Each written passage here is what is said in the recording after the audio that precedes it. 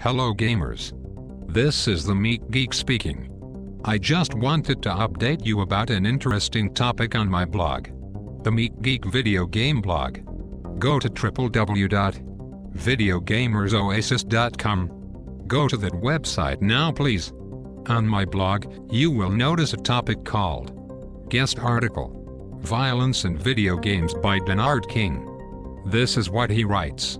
From Congressman Joe Baca, D. of California, to the Halo 3 murder trial of Daniel Patrick, violence in video games seem to be intertwined, with or without the help of a congressman. Parents, the media were very disturbed individuals, seriously. From video game forums, blogs, articles and other media outlets, I've read many thoughts on violence in video games and how it affects, or better yet, how much it affects human behavior.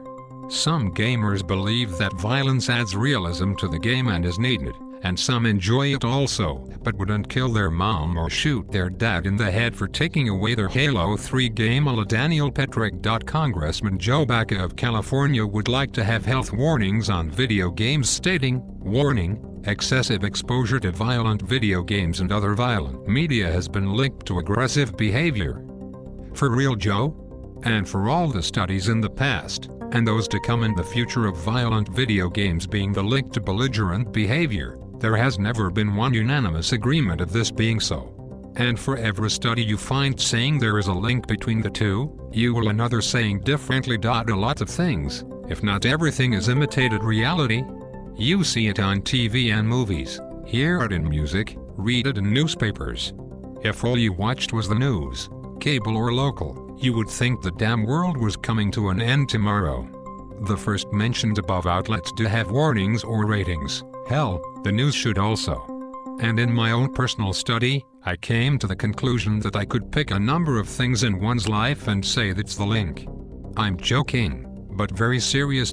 Look, I know that video game related cases like the Columbine killings, which had the Doom reference, Daniel Patrick with Halo 3 and a couple of cases where Grand Theft Auto was the culprit are made larger than life.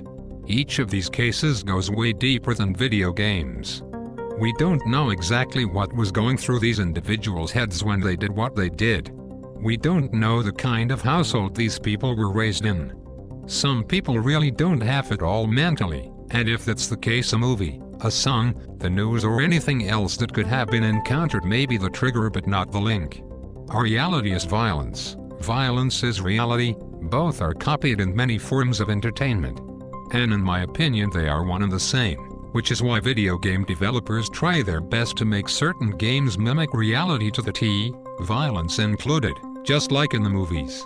It's almost as though it's a necessary evil. Without those certain types of games you lose a big base of your consumers. Lose that base, lose more jobs. Violence is and always will be around. Violence in video games is no more of a link to militant behavior than any other media outlet. Entertainment. Violence is intertwined with many things. The state of one's mental capacity and actions leading up to a tragic event is another article for another day. To say this or that is the link is apples and oranges. Video games, with or without violence, continues to be a favorite home pastime. Yearly revenues worldwide continue to show that. Life is unpredictable, people do crazy things, and the problem is deeper than violence in video games. I'm interested in knowing what you think, gamers. Do you think violent games cause crime? Should and which people get involved and control? Please leave your comments under this video, or on my blog. Thank you.